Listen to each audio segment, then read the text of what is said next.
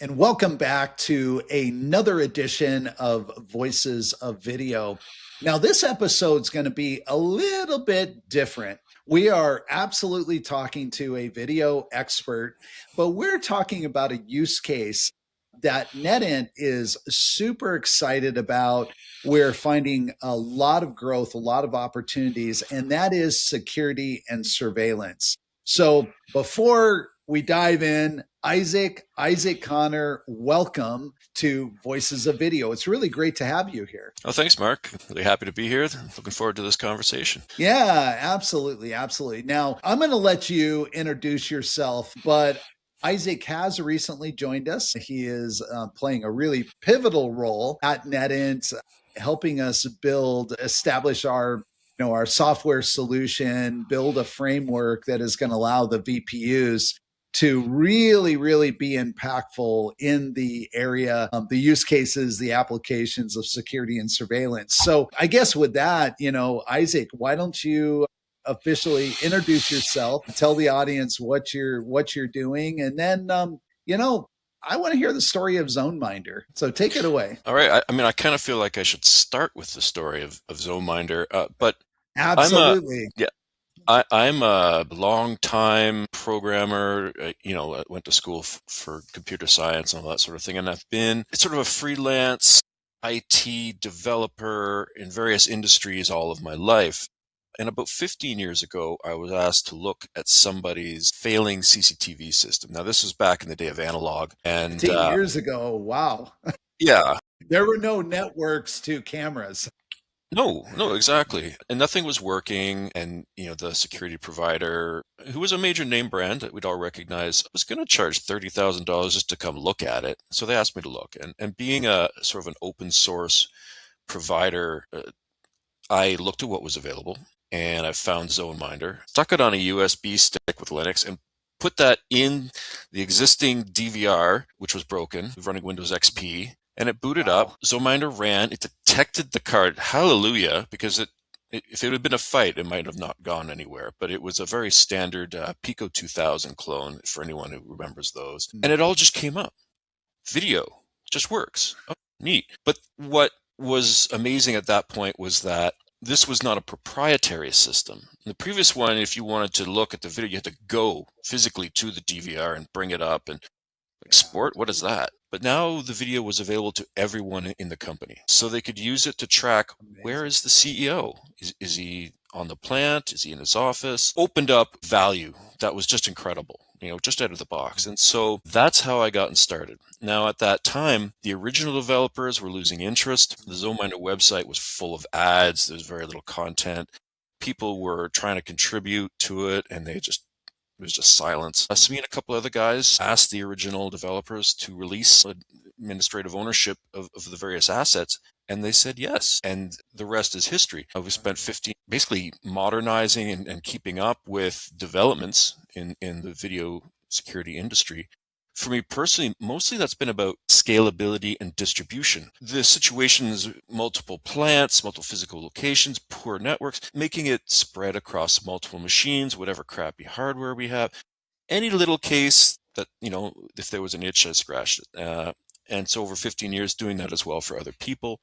And that's what ZoneMinder is. It's open source. It is a modern, old now, if you want to get down to it. It's been around a long time. There's some cruft there, but we are all things to all people. Whatever you need, so we've probably done it. And so that's where I come from. That in my experience with ZoneMinder, and to bring us to present day, and where I got involved with NetInt. But a year and a half ago, one of your partners reached out to me and said, "Hey, we've got these VPUs, and that's cool. Sure, I'd be happy to integrate that." Yeah. So we did. And I suspect we'll get to it more later in the conversation, but that's been extremely interesting. And that's what's led me to this partnership here, or my employment here today is you can only go so far in the open source world. And I think Yeah. you guys recognize that the experiences that we've had, I can really help you guys to from the get-go produce a solution based around the NetInt products that could solve everyone's needs and really leverage modern concepts. That's right. Because there's a lot of legacy stuff and legacy ideas that are still prevalent in the CCTV industry. Yeah, yeah, that's right. Well, we're unpack and tell the story.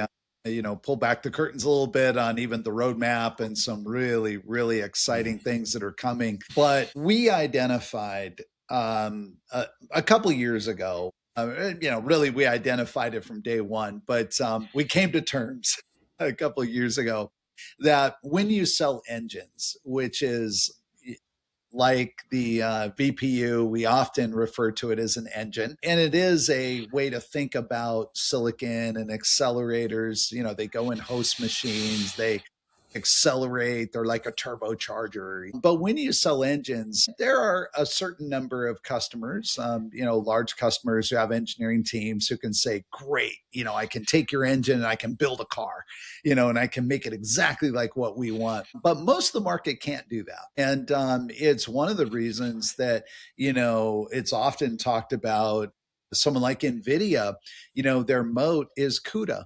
It's that whole open source framework. It's the software that allows their engine, the GPU, to now just, they created the most valuable company in the world, right? And it powers so much.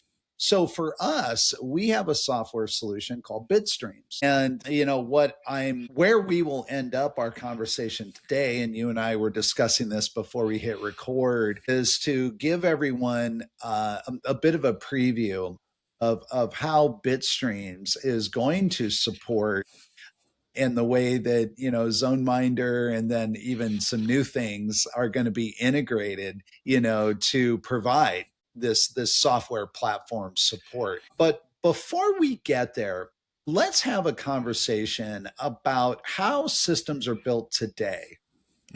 And sort of the traditional VMS, network DVR, all the various acronyms that these things get called, but maybe give a quick overview of how they're built today and then where are the holes in the architecture. In other words, why should we even be talking about or worrying about integrating VPUs? Like, what is the practical application? So Sure.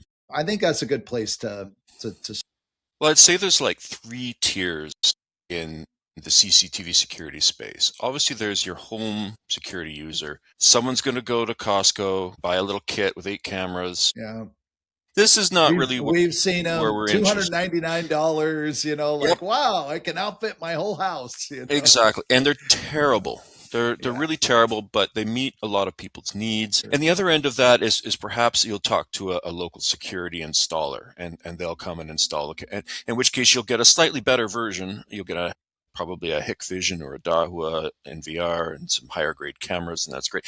And then they're hands off, so you're left with what you got. And again, this is not NetInt's this market. This is not really worth talking further about that, but it exposes a hole. When I said that's hands off and that security installer goes away, that home user is left wanting more and unsupported. And so people turn to things like Google Nest, Flock cameras, etc. And this is now we're talking the cloud. So cloud providers. And they do, and that's a slightly better experience, although lately there's some kickback against that. Flock in particular, people don't necessarily like all their stuff going to the cloud. They like the convenience. And so perhaps that's a whole really, I mean, Google, I know they have their own VPUs that they've developed in-house and they have no interest in selling. So that's not for us. But everyone else in the market should be talking to us because they don't have the resources of Google. And then we get to the mid-tier. And again, it's the same hole. We're talking industries, institutions, schools, banks, hundreds of cameras per installer location. And again, you've got your security installer. They make their money on installing the cameras. But again, you're left with HikVision, a very generic system. And frequently these companies they may install them for purposes of insurance, liability, but then when they start to play with them and they realize there's further value to be gained, and I'll use the example of schools, maybe now we want to do weapon detection, maybe we want to do facial expression detection, mood. Now we're talking AI, and the solutions really aren't there. The solutions are cookie cutter, off the shelf demos at best. And so they can go with a a large provider like Verkada, and again, Verkada, if they don't have their own VPU, should be talking to us. But the point is that those people don't, they've got the infrastructure. Frequently, these are servers in their server room, but they don't, when this installer comes along and provides a server, it doesn't have a GPU. It doesn't have a Yeah. VPU. It doesn't have Yeah. a TPU. Interesting enough, Verkada, I actually they did an event here in Scottsdale. I live in Arizona. I guess it was last fall now. And so, it was a number of months ago, almost a year ago. But I went and I talked to them. And I asked them about their architecture, and their answer was, we're good. We run everything on, well, AWS. Mm-hmm. Run everything on AWS. And of course, we know the cost basis. I'm sitting here thinking, you say you're good. I am quite certain your CFO feels different. Yeah. Oh, yeah. Well, and we're certainly starting to realize, you're seeing the industry recognize that the cloud is not actually cheap. No, no. No. And here's the issue, and we'll get back on track. But because look, we have our GPUs installed in some very big clouds, not AWS, but so those clouds that have adopted VPUs and are promoting that are doing very, very well. So it's not that the public cloud or clouds can't be cost competitive. It's just that generally speaking, when someone says we're running on fill in the blank major public cloud, what they're really saying is we're just spinning up CPUs, we're burning just a ton in utilization on those instances. And it's not even a fault of the public cloud. It's the wrong architecture. Commodity CPU is not where you should be decoding and encoding video. So I think that's a nice loop back around to, where the holes are in today's, Yeah, I think VMS systems. Yeah. yeah, I think you can almost always say that a purpose-built device or tool is going to outperform the generic one every single time. So 100%. it's kind Yeah. of a no-brainer. And this is where we get to a GPU. Okay, great. GPU can do a lot of all this stuff, but GPUs weren't designed from the get-go for Yeah. this. They were designed to play video games, do 3D graphics. That's a slightly different thing. So just to bring back to that midpoint, the installers have several installer companies that run a white labeled rebranded ZoneMinder. And I'm sorry to tell you that their modus operandi is to sell used server hardware because it's cheap, tons of CPU, tons of RAM, dirt cheap, high quality hardware, but a little old. And so frequently there isn't even a slot that they could put a GPU into when they're running these deployments. And they treat electricity as if it's free and all that sort of thing. And so then when you get to the third tier, the large scale, we're talking governments, massive institutions. And then, well, now we're talking about filling racks, filling data centers. And that's where those electricity numbers and costs, somebody actually starts accounting them. The CFO's somebody accounts for that. Yeah. Exactly. And this stuff matters. Just an anecdote, when I started getting involved with you guys and you guys sent me a Quadra and I stuck it in my server here, which to that point was running an NVIDIA 3080 to do inference. So I pulled the 3080 out. I didn't need it at that time. My electricity bill for that month dropped to $50. And you're talking about just a desktop That's PC running one exactly house. home user. And granted, I mean, being in Arizona, you can imagine in the summer months our electricity bills go Heat. up. Yeah. But they don't just fluctuate because I happen to turn on a machine, turn on a computer or turn off a computer. Like my bill never fluctuates like that. So $50 is huge. Yeah, and I instantly went from a straight codec copy to disk from whatever these various cameras were sending and doing a little inference to full AV1 encode, real-time AI, instead of 1 frame per second every frame, at 15 watts instead of 300, 24/7. That very quickly those numbers matters. But the pain point for me as a ZoneMinder and those intermediate installers and what they're doing in terms of that server hardware, and why I was so excited when I started talking with NETINT, my first question was, well, what's the slot size? It fits in a smaller. Slap that in these servers. Or PCIe. Yep. it'll fit, and it fits. I mean, the server I put it into was an old Dell R710, Yeah. which is not the ideal PCIe version. It's Gen 2. It didn't matter. The Yeah. performance was still incredible. And so you've got a massive upgrade in terms of what these servers can do and what these installers could do if they can get around to it. So that's what the state of the industry is as far as I'm concerned. It's a lot Yeah. of sort of legacy concepts. We're just going to take some hardware, put our sticker on it, put it in a cabinet, and then walk away from it. Yeah.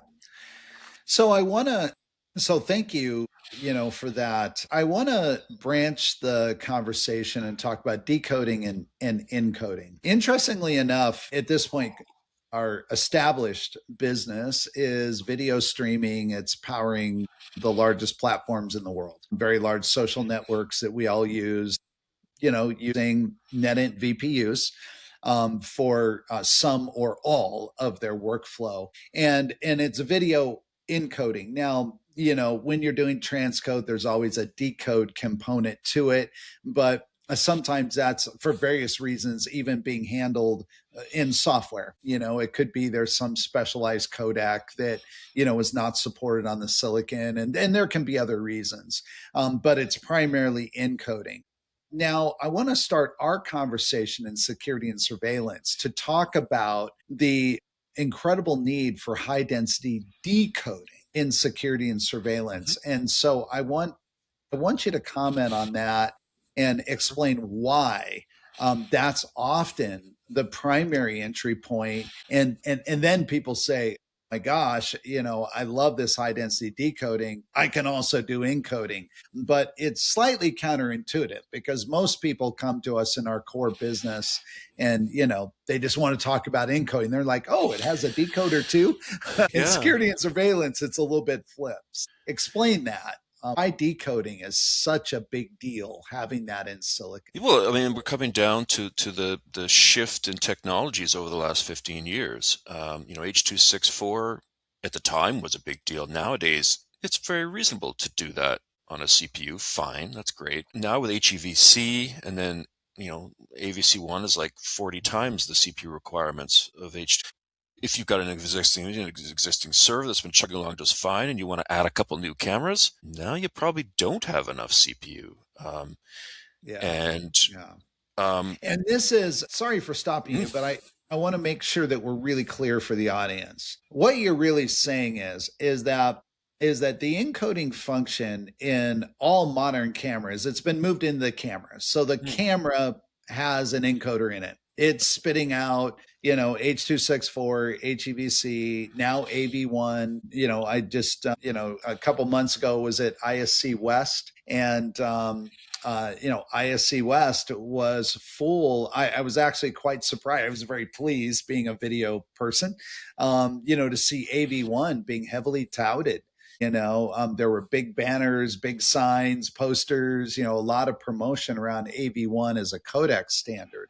So what you're saying is that you plug the camera into the network, and we can argue that, hey, a NetInt VPU can do a better job, can create a smaller file, a higher quality file. So all those things are true. But the point is the camera is sending out a standard compliant bit stream, right? Usually H.264 and then either HEVC and or AV1. Is that fair to yeah, say? yeah, exactly. And to bring it back to the previous segment, for a second, for a long time, we've seen a lot of people, they would install a new camera that might have been sending H.265 or HEVC, and they would go into the camera and downgrade that to H.264 because, well, for two reasons. One, they might not have had the CPU, but second, for the longest time, you might not be able to play it back. Whoever wants to view it, their Yeah, browser might not play it. They might not have the codec or the rights to play that's it, or right. That's right. HEVC was really held back. But in terms of CPU use, it does require more. And so that's the story of the game. And just to make another point, like, you could just take that video and write it to disk, but then you Mm-hmm. can't do anything interesting. And the Yeah. interesting stuff is, again, where the entire industry is massively changing. And of course, I'm talking about AI. If you want to do anything interesting, you need a raw image, not an encoded little chunk of packet that you've got to decode. It's Yeah. not really an option. And so you've got to have the CPU. With each evolution of the technology, you need more. Yes. Yes. Exactly. And so, are you seeing that, or are you experiencing this or hearing it? We certainly did at ISC West. We would get comments like, we're very interested in your solution, the VPU, because our bottleneck actually isn't as much on the inferencing side, it's on the decode side. So explain that. What's behind that? Because we heard that repeatedly. I mean, it was a common refrain, common lament. Mm-hmm. Our bottleneck is actually not on the GPU. We have Right. enough GPUs to do the inferencing we need, like you say, weapons detection, various threat models, there's all kinds of, even just sentiment, Yeah. even just consumer sentiment models, are people leaving the store happy or agitated, do Yeah. they look pleased or do they look not so pleased, but it was decode is where the bottlenecks were, Yeah. which Well, I would say it's a bit of a misnomer because, as we just said, you can't get away from the decode. It's always going to be there one way or another. But the problem is their inference engine wants it in a certain format and a certain resolution, depending on yeah, how the model is trained. And so you might sure. decode and you get a really nice 1080p image Yeah, in what frequently will be YUV 420p, which might make sense to people, may not. yeah, Great. But the inference wants RGB, but as floating point numbers, and it wants it in 352 by 200 or whatever it was yeah, trained on. yeah, And so yeah. you've got to scale, you've got to transcode, you've got to Mhm. change whether it's an integer or a float, plunge it to stick it into Yeah, the inference engine. So we're yeah, talking, and if we're, as the resolutions creep up, that ends up doing a lot of work. Even with SIMD instructions and things like that, there's yeah, limits to how much you can really speed that up. And so that section in between decode and inferencing is actually the massive bottleneck. And it looks like it's decoding, but it's in between there. And this, if I could, tout the Quadra's design choices, we hand it the encoded video, and it's got scalars. Its inference engine doesn't need all that munging, or it does it internally, and yes. we don't even see that. Um, it's really nice. We've worked with other TPUs and stuff, and you've got to do all of that munging of the image just to send it to the inference, which may be able to do fantastic numbers of FPS. That munging first takes a lot of time in CPU. Yeah, and so it's fascinating. You call it munging. I call it transcoding, but we're talking Yeah, about exactly the same thing. We're talking about yeah, you have a data stream or you have a data format, that's in one particular syntax, and we need to now, like you say, there's a special resolution that the system needs that in. There can be a different codec. Maybe the camera outputs AV1, but guess what? The system only receives, well, it wouldn't receive a compressed frame. But the yeah, point is that you could have like cameras with H.264, HEVC, and AV1. You need to yeah, decode those, take them back to, like you say, RGB, or maybe it is some systems need YUV. I mean, it can yeah. vary. And this is really compute intensive. And tell me this, are most ZoneMinder implementations, are these, let's talk about a retail store, Mhm. like a big box retail store that I think it's fair to say can have hundreds of cameras, Oh yeah, correct? In your experience? yeah, absolutely. Yeah.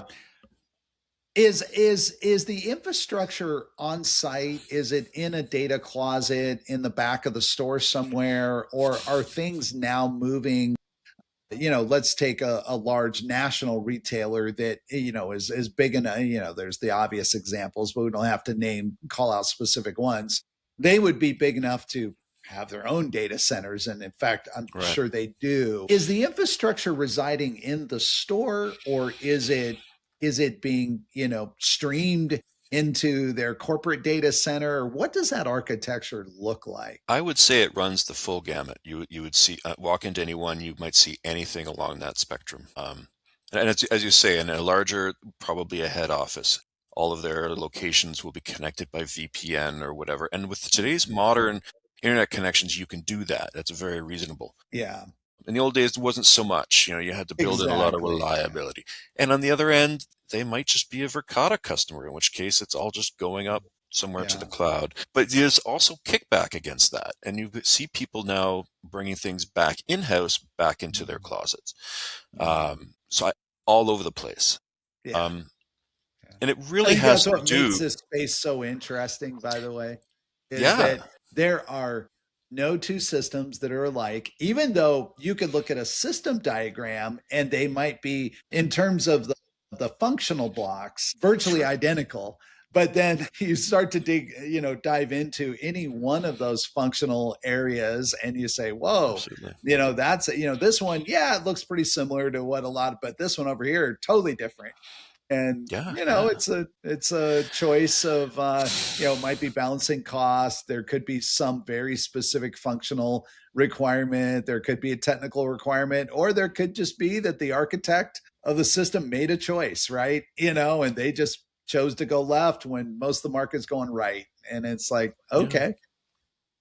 Yeah, it's what's kept me really interested in this for 15 years is the various weird and wonderful use cases that people come up with, Yeah, I like problems that. to Weird solve. and wonderful. I Well, like because that. it was ZoneMinder, you get everything from research scientists who want to watch fish in a channel, all the way to um, there are radio broadcasters who no one ever goes in those antenna stations, but Yeah. sometimes they want to look at something in there or whatever it is, all over the Yeah. map and all through the spectrum of cloud to on-premise to edge, full gamut. And I think it has a lot to do with the IT and administrator, the person making decisions, what they're comfortable with, what they like, how hands-on they want to get versus how hands-off, and then how the numbers crunch at the end. A That's right. lot of people using ZoneMinders honestly are coming from somebody like a Vigilon who they're tired of the lock-in. Yeah.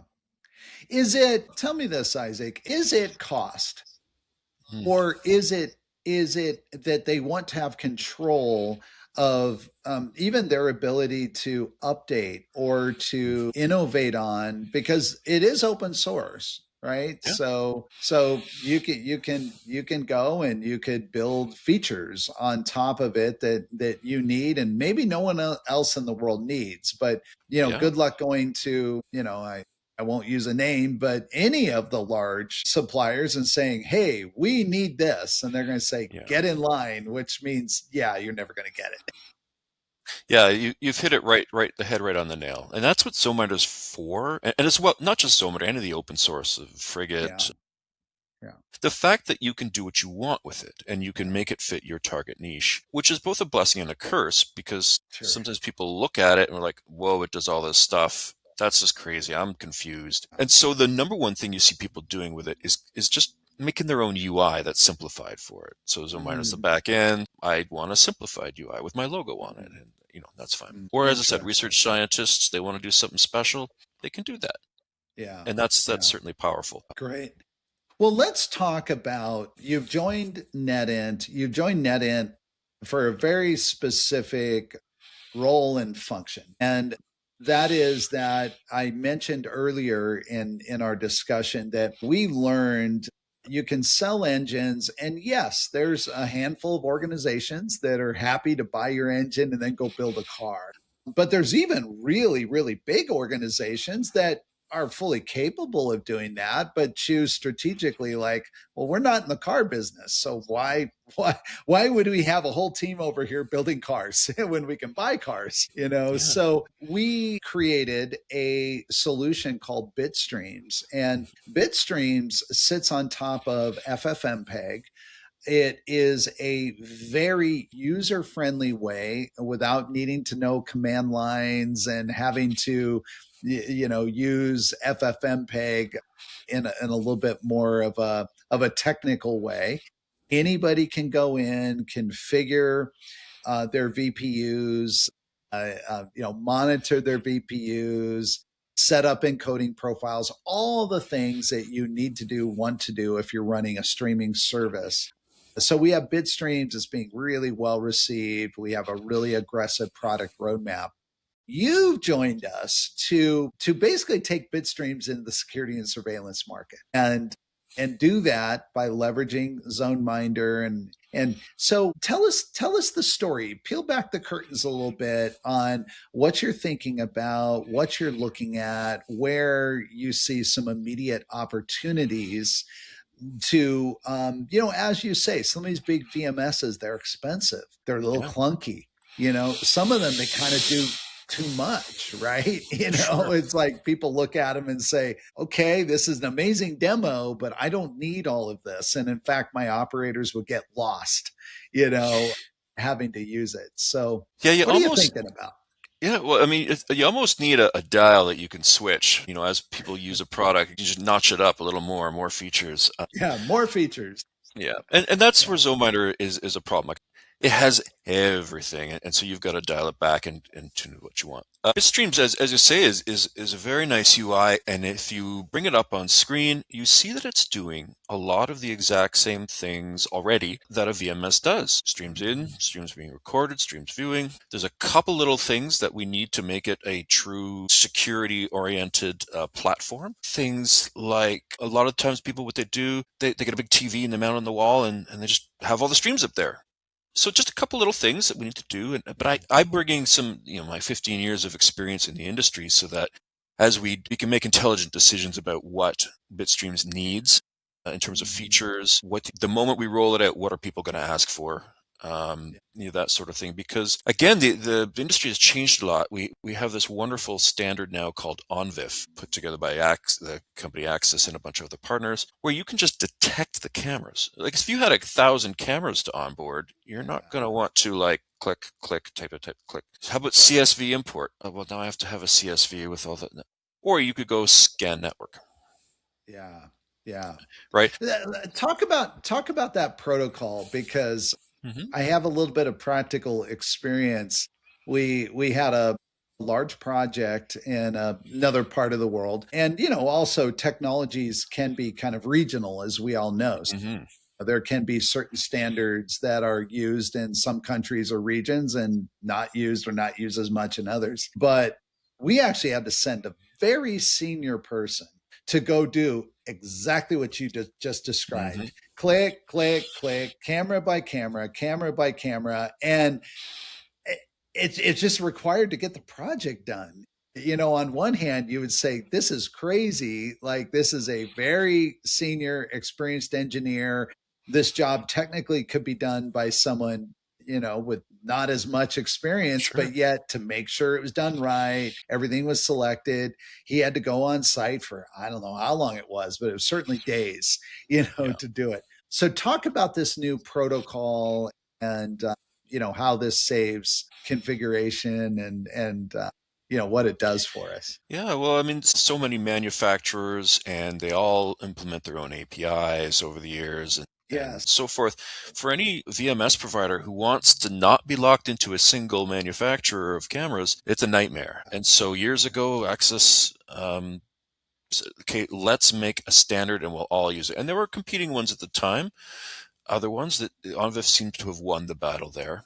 And Yeah. it does even more than video. I mean, it does access control, anything and related. Interesting. It's huge. And so what happens? You plug the camera into the network, and then the Yeah, camera basically identifies itself with data that's formatted in such a way that a VMS could read that. Is that yeah, the yeah. long and the So, short of?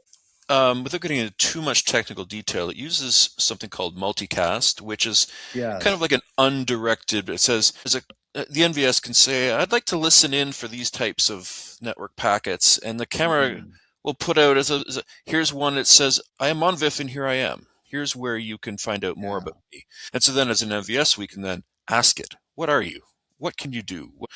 Do you do H.264? What are your capabilities?" And all that information is just given. And now we know where the camera is and we can onboard it automatically. Interesting. And then it goes further because there are pan tilt zoom cameras you can control, two-way audio. Maybe now we want to control door locks and accessible, someone's at the door and they're talking on an intercom. It handles all that stuff. And so all that Interesting. is part of the field that we are sort of wading into as And Bitstreams. ZoneMinder, I would assume, supports that, right? Yep. To maybe not 100%, but it's a moving standard. And but yeah, we do.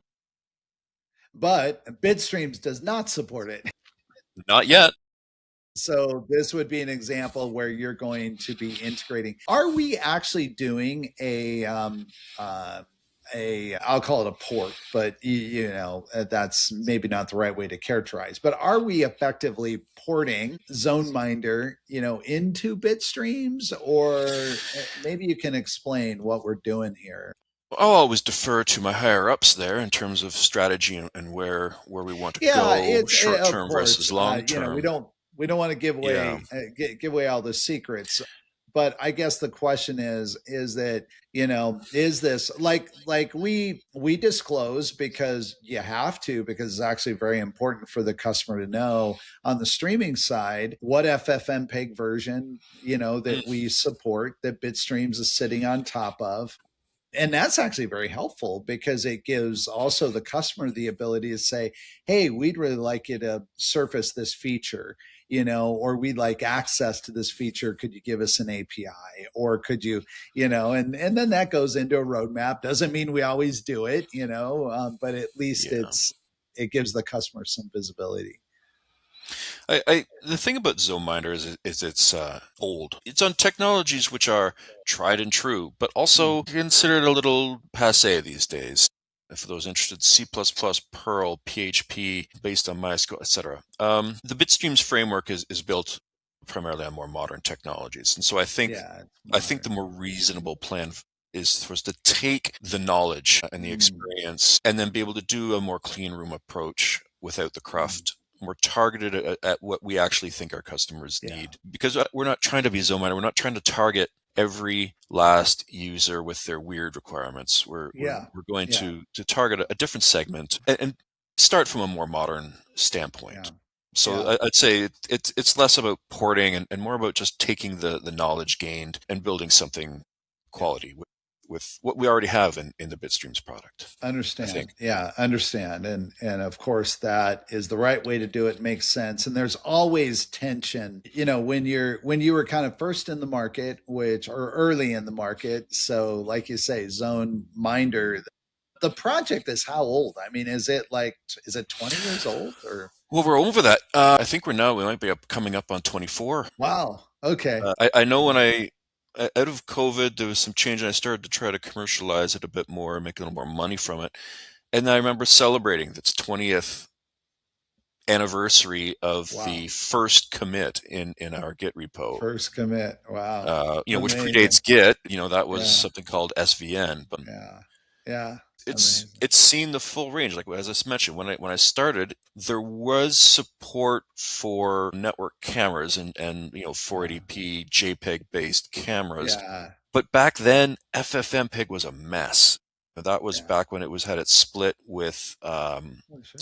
libav, so it was a very different thing than today. Yeah. Yeah. For sure. Yeah. For sure. Well, good. Well, Isaac, it's been great talking with you. And what I really wanted to do in this conversation is, first of all, introduce and welcome you to the NetInt family. The area of security and surveillance, obviously, as you well know, it's why you're here, is a major focus for us. It's a incredible growth area for silicon, but specifically VPUs. And we're just really excited, to have you here with all of your expertise and to help lead us in building bit streams.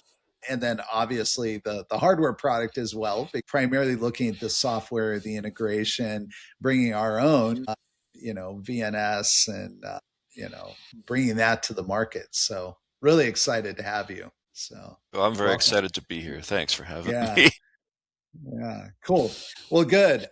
All right. Well, I think let's wrap it up here, unless there's any parting comments or thoughts, or if you want to maybe give a little glimpse at what's coming soon. Anything? Do you mean in terms of Bitstream or in the ZoneMinder front or in the Well, industry? bit streams for security and surveillance is a great place to start.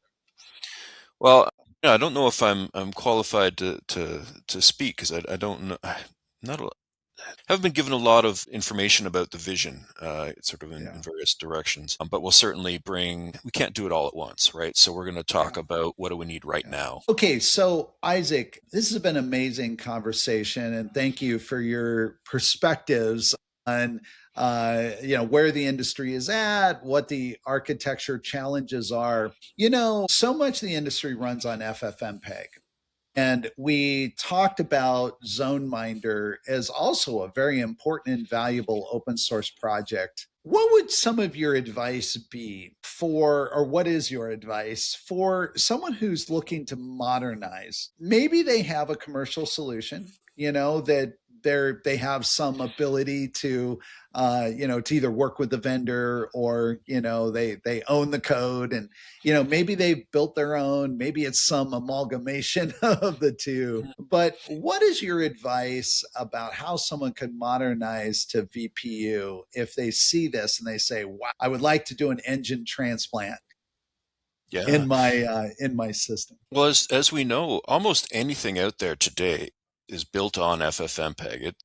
The engine is FFmpeg, and because of the work that NETINT has done, it's all built into FFmpeg. From a developer standpoint, it's easy, it's familiar. You drop the card in, and suddenly your CPUs are idle and your video is flowing smooth. And all you had to do is just tell it, use this Quadra card that I just stuck in. If your platform has that capability, it is easy. Took me all of an hour here when I received my Quadra to get it up and running and cut my Incredible. And CPU costs. that was using ZoneMinder or That was another ZoneMinder. solution? That was using Okay. Zoner because that's what I do. You know, any other video platform, they're all using FFmpeg. Maybe you're Yeah. doing some custom thing that isn't even CCTV. You're using FFmpeg, and Right. instantly that's going to be Under the running hood. way faster, greater capacity, and the card itself is small, low power. You can stick it Yeah. in any server because it doesn't have that super Right. wide GPU slot. That's right. We advertise Gen 5 or Gen 4 PCI. It works fine on Gen 2. It's Yeah. easy. It just, Yeah. all the pain is just taken right out. Yeah. Amazing.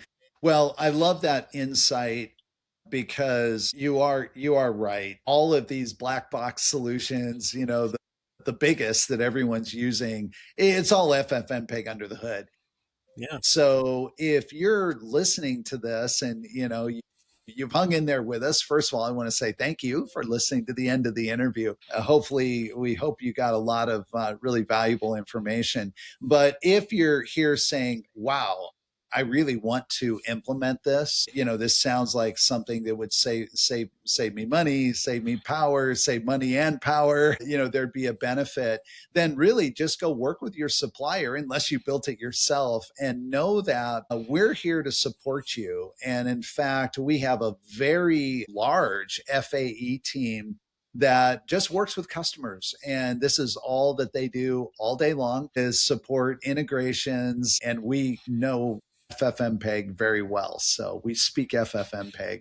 So, Isaac, thank you for taking time out of your day. I know you're busy building the new generation of bit streams for security. We're even still trying to finalize the name, so I don't want to say more lest that name stick, but it probably will be something like Bitstream Security. But anyway, we'll to be announced. So yeah, Great. thank you, Isaac. It was really great talking with you.